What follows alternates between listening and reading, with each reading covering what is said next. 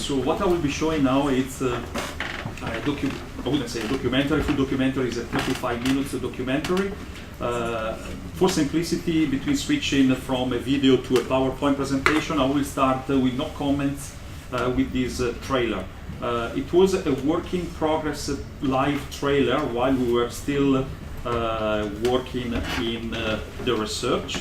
So I would say let's enjoy this 5 minutes trailer and then I will present you in details the research. Perché ho scelto l'Australia? Non è stata una vera scelta intenzionale, è sempre stata nella mia mente, era la meta in voga in quegli anni, 2 anni fa come lo è tuttora.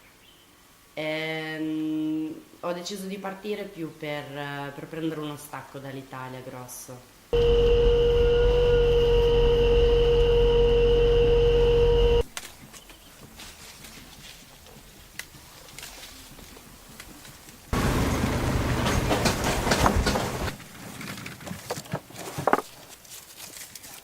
Ho fatto il biglietto nel giro di una settimana. Dopo aver fatto il biglietto ho avvisato mia mamma che sarei partito per l'Australia. Ti nonna, come sei? Tutto bene? Tutto a posto, sì, so qua devo fare farma adesso sulle fattorie. No, un mese e mezzo già. Sì. Io ho solo lavorato duro in Australia. Boy walks half down on the broken track. Father said, my son, come on back. Hanno ricontrollato i bin e hanno visto in un totale di 2000 kg di mele, 10 mele col bruising, ed era troppo per loro, non andava bene, e quindi senza nessun tipo di avviso prima che ci dovrebbe essere, siamo stati licenziati. E il lavoro lo trovano, il lavoro c'è, è un po' duro perché oggi i giovani non sono abituati a fare lavori duri come facciamo noi altri quando siamo arrivati qui. Sono stato vero backpacker per i primi 3 mesi, 4 mesi, quindi viaggiare in macchina, dormire in macchina, vivere in macchina. Ho fatto 1 mese girando in Tasmania, in vacanza, e poi ho deciso di lavorare in farm per ottenere gli 88 giorni, per ottenere il secondo visto.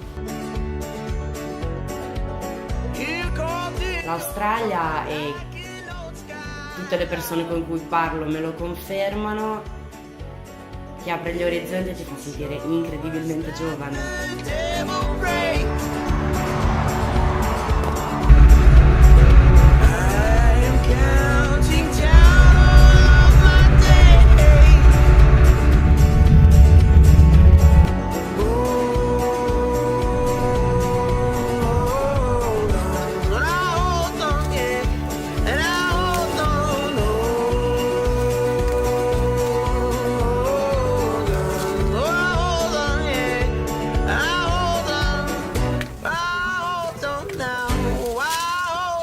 Non ne mangerò più una per tutta la mia vita perché non ne posso più di vedere mele.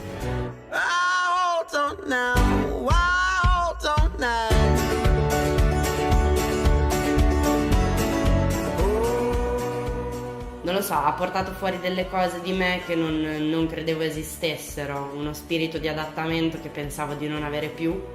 Per vivere bene qualsiasi cosa che fai, devi avere un po' di fuoco nel stomaco, io devo fare questo, lo devo fare.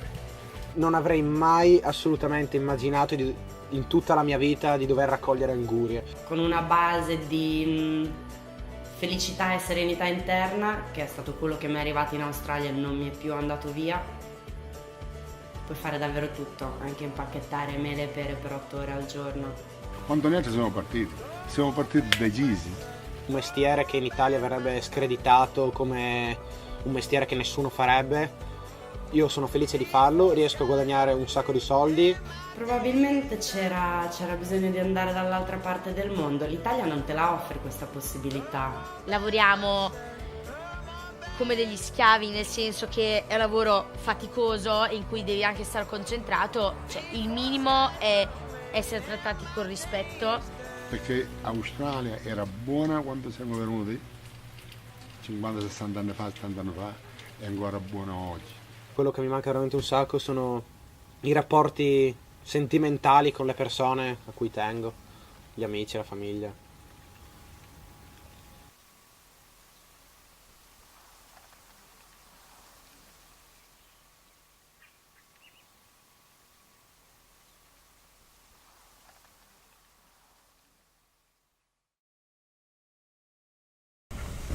Okay, so this small trailer, it was part of a research that we started in 2015, and it was part of a full research called the Giovani Italiani in Australia that was trying to explain to the Italian living in Italy what was actually happening here in Australia, the new wave of Italian migration. In a previous research in 2009 up to 2012, we were focusing our research in a small regional area of the Riverina district in New South Wales, in a town called Griffith. And in that 3 years, we were seeing an incredible increase of new arrival of young Italians that were actually going to work in the farms for these 88 days. So it was important for us when we started the new research to consider to evaluate also what was not just happening in the main towns, but also in country Australia. So we focused part of this chapter of this research doing really a reportage, a video reportage. So we focused in two main regions, New South Wales and Victoria, and the town that we chose was Griffith, and then the area about the Goulburn Valley, so Shepparton, Tatura, and we tried also to visit a little bit Mildura, but because it was so far away, we only did one visit, while Griffith and Shepparton was our base. We actually did this pilot video, 34 people, 20 young Italians on a working holiday visa, 7 farmers, 1 contractor, 1 supervisor, 4 Italian migrants of the 50s, 1 Australian person. We visited 10 farms, and more or less it was 1 month of filming up and down the 2 countries, the 2 states. The reportage is 35 minutes long, and it is part of this research. If you would like to see it, I can happily send you a link on Vimeo, and you will see it. It's a private video because obviously we didn't want to see it while we were showing it in the various film festivals, but I can give you the password and you can see it completely. We have shown it in a festival in Australia, at the Italian Film Festival in 2016, and we have shown it in many film festivals, 25 Italian film festivals in Italy. We won some prizes. What was fortunately, in my opinion, very rewarding was the 2017 New South Wales Premier Multicultural Award for the best short. First of all, the reason why we had to evaluate what was happening also in the farms was because we had seen a flow of increase. So the blue line is with the tourists, and the red line is the temporary migrants, so working holiday students, 457s and so on, without the tourists. And you can see these peaks depends every 3 months. The Department of Immigration releases some statistics. So you see a trend that is increasing, then there is a plateau at the moment, and maybe a little decrease. What was particular for us was that Italy and only Ireland and Estonia was one of the main countries that actually had the biggest amount of numbers of first working holiday makers that went to do the 88 days. If you look at the bottom, you have Germany, Denmark, Norway, Sweden, and at the top you have Estonia, Ireland, Italy, Cyprus, and Great Britain. So it was particular to see how many Italians wanted to do and work in the farms, a job that definitely they never done in their life in Italy. To do this documentary, we had no clue what the Italians that we were interviewing in the farms were going to say, but we had planned in advance in 9 phases. So the first phase was to choose the location. The second phase was to go in the towns and make the contacts with the contractors, because we had to ask permission to video in the properties, to speak with the contractors, so we had to have a lot of preparation in advance. We also planned a questionnaire of questions that we would have asked our the people that we were going to interview, even though it was more like an open conversation between friends. But the methodology that we used during this interview process was called the means hand chain, which was already used in a different, without video, in a different group of young Taiwanese in Australia and in New Zealand. And it's more like you try to understand what are the motivation for someone to leave their country, what is the benefits of working in a farm, what are the values that people have rediscovered. So after the many interviews, we had noticed some keywords of the reason for leaving Italy. Big unemployment. The choice of Australia was because it's the furthest place away from Italy.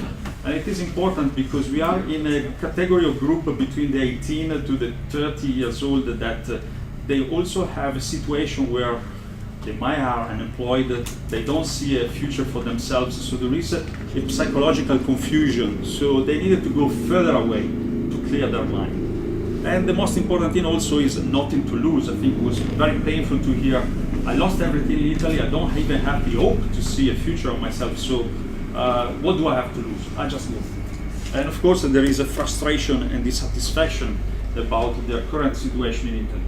We could have used a more analysis to try to understand what were the deeper reasons to leave Italy, but that was not the reason of the documentary. The reason is, what are you doing in the farm?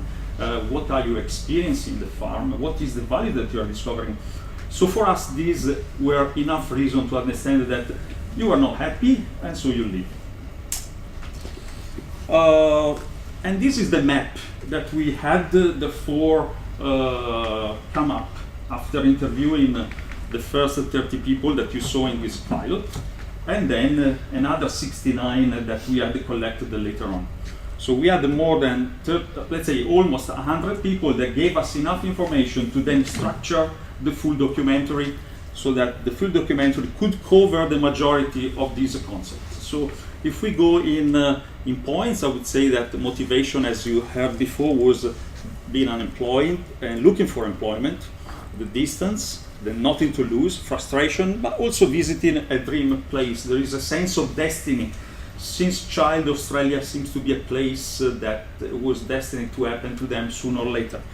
But also the normal adventure and the curiosity of leaving the family and going abroad. And also escaping from the daily routine of a life that became completely flat.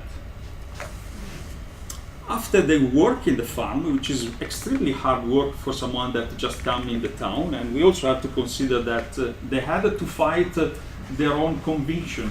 One of the guys says it's a job working in the farm that is discredited in Italy, so a lot of young Italians, before deciding to go to the farm, they had to fight an internal battle. And the battle was, am I going to lower myself to the farmer job or not? And not many people will do that. So you'll see only 25% decided to go and work in the farms. One, anyway, of the highest numbers in the European group. However, it's only 25%. So when they are in the farm, what they discover as one of the benefits of working in the farm is they get to meet a lot of people. And when they say a lot of people, we're talking about the multiculturalism. You'll see the German, you'll meet the Japanese, you'll meet the Taiwanese, culture that maybe they never had any opportunity to meet while they were in Italy. And then they say something that is quite incredible. This word that in Italia is important, meritocrazia. And the example of this meritocrazia come on this concept. They were extremely happy to hear I get paid by what I pick up. And the proportion is, I work hard, I get rewarded. I don't work hard, I don't get rewarded. So if I pick 10,000 apples, I get paid by 10,000 apples or beans or buckets. And if I don't work hard, like my other guy that is next to me that is not as working as hard as me, he will not get rewarded as much as I am. And this is important because what they have experienced in Italy was the opposite. They might have worked hard, but they were not compensated properly. or they could have seen friends that because they knew someone, a politician or a friend, that had stepped in front of them. So the farm shows a beautiful side of the Australia, which is the meritocracy. Then, of course, the sharing the experience with peers. There is a concept in sociology which is the communitas of these working hostels, of these groups. You have to think that the farm is a location that is not easily accessible. It could be a Griffith, but it could be even a little town further away from Griffith or Shepparton. And this farm could be extremely distant. So there is this distance from the Italian society as well as the Australian society. And this group of young foreigners becomes therefore their own community. And they create a community that helps and sustain each other. They will become their friend, kind of a very close knit and a very close friends. People, they say usually the word, they became my family, and some other, they say, I made new friends and I have now extremely deep friendship. Another thing that they mention usually is the fact that farm, as you heard one of the guy in the documentary, say that he was able to earn money, and people also say I have the possibility for the first time to actually save some money. This phase happens usually not in the very first weeks. In the very first weeks it's extremely hard work. They have to learn the job, they will be going slow, and they will not earn any money, and maybe they will actually lose the money because they have to pay rent. But as soon as they start to learn the tricks of the trade, they actually become stronger, they become able actually to really produce to a level that they actually allow them to earn the money. Another word that they actually mention a lot of times is the contact with the nature, and the fact that the nature they never experienced that contact in Europe or in Italy. And this contact with the nature is an important concept that maybe will be linked later to the serenity and tranquility in the inner peace.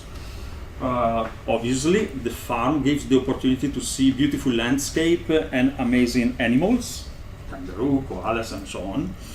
And the farm gives them that tranquility and serenity. I think this is a concept that from a psychological point of view, I was mentioning earlier. They lived a situation in Italy where it was hard to see their own future, harder to earn money, harder to arrive at the end of the month. And these, they see the meritocracy, they have the opportunity to create a new family, community, they earn some money. All of this is a consequence for this concept of serenity and tranquility. And the third step that we, part of that methodology we have mapped was the fact that we always ask them, so what did you learn about yourself that you did not know? And so more or less the concept that they say is a believe in myself. I believe in myself. I don't have the key words for this, but this believing in themselves, it becomes incredible to me, because what I've shown is that Italy had destroyed their inner strength, their inner self-esteem, and this is very, very painful for this type of age. Then, of course, they have rediscovered self-esteem, and in this case, I would say respect for themselves. So they were able to learn their respect from the farmers. So the farmers were pleased with them when they were working hard, and these things of respect also allow them to respect themselves. So if a situation became dangerous, they were able to say no, and they were able to say, I am not doing it. It's not. Also? 1 minute. Okay, yeah. And then we have the independence, self-sufficiency. As I said again, they rediscovered the serenity and the tranquility and the inner peace. And of course, the sacrifice, the concept of sacrifice and fighting for something. Fighting for something is related to finishing these 88 days. That is not an easy task. It's a journey that contains a lot of steps, and but the objective is to get this second working holiday visa. So they learn that to obtain something you need to fight. I just step to the next slide, which is a demographic analysis. When we were in the farm, we were noticing that the Italians were the oldest of the others in the working hostel or in the farm that we were. So we made a comparison with analyzing all the statistical data of Italy, Germany, and France. And what we have seen is exactly what we could see in the farms. So the Germans usually come into Australia in the age between 18 to 21, and they drop. The French people are in the middle group of between 22 and 25. The Italians, even though you see it's more average, but there is a bigger peak also on the age of 29 and 30. So you can imagine how different it is to experience farm work for a young 18 years old from Germany or a 30 years old from Italy. The perspective and their needs and the objectives are completely different. I would say one is a tourist, one is a migrant. The second statistic that we noticed was a comparison between the gender discrepancy between the female and male, and Italy is the biggest. So the majority the people that come with the working holiday visa, in majority are male. And look at the next slide, the comparison between male and female. Italy is the first. 66% are male. Then we have South Korean, French, Estonian. At the bottom we have Northern European, and Japan is the opposite, more female than male. And it reminds me of something that has happened in the past. If you remember this movie, which was translated in Italian as in Australian as A Girl in Australia, but the real title, if we had to translate it, would be Beautiful Single Man Migrated to Australia Would Like to Marry Virgin Italian Woman. That would be a cultural concept where Italians tended to migrate more as a male rather than female. We know that today we cannot compare because the two waves of migrations are more, before it was more permanent, but now it's more temporary. But we still have the same amount of people and the discrepancy between male and female. What we noticed in their mapping, in our mapping, was that we could identify three types of travelers. So the young one, between the 18 and 22 years old, that represented the person that is not going to university, just wants to take a sabbatical here. He doesn't know what he's going to do, and just take, let's say, a holiday. He's going to plan to come back to Italy, I don't know, within 6 months, 8 months, 10 months. The second group is 23 to 26 years old, and we have, let's say, it's the in-betweens, the first and the third group. And the third group, I think, was the most critical one for the migration experience, because it represents the majority of the Italians, and represents a person that is very critical about Italy. If he could, he would remain in Australia, and it's only because of the strict migration rules. The movement between a temporary to permanent migration is limited, but he would tend to stay here with any meaning. And we see this in the migration from the movement of the visa from the working holiday to the students. Again, the onshore analysis, which is you're already in Australia, and you are applying from a working holiday visa, probably the second or even the first working holiday visa, to the student visa. Italy is the first country, so we know what they want. And so in the last two slides is we ask them, what does Italy represent to you, and what does Australia represent to you? So remember, we are interviewing them and we are asking these questions while we are in the farm. So they are already away from Italy, maybe for many, many months. They might have decided to do their farm experience at the end of their first year or at the beginning, but they have already done 3 months, or they are in between the first, the second 3 months, third month. So for them, Italy is a family. That is incredible how the link and the renewal of the bond with their family is, thanks to this distance, regenerated. Then we have Italy is friends, its home, its food, its blood and origins.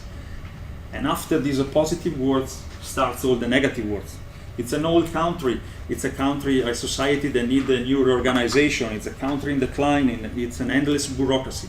There is injustice. It's a lack of satisfaction, lack of respect, lack of recognition, lack of meritocracy, lack of civic sense. It's a lack of growth, opportunity, future, hope, lack of jobs. The people are dishonest, envious, thieves, lazy, and so on. So when we ask what does Italy represent to you, you could do really a psychological analysis, and you can start from the top and go at the very bottom of it, and that's what the methodology is all about.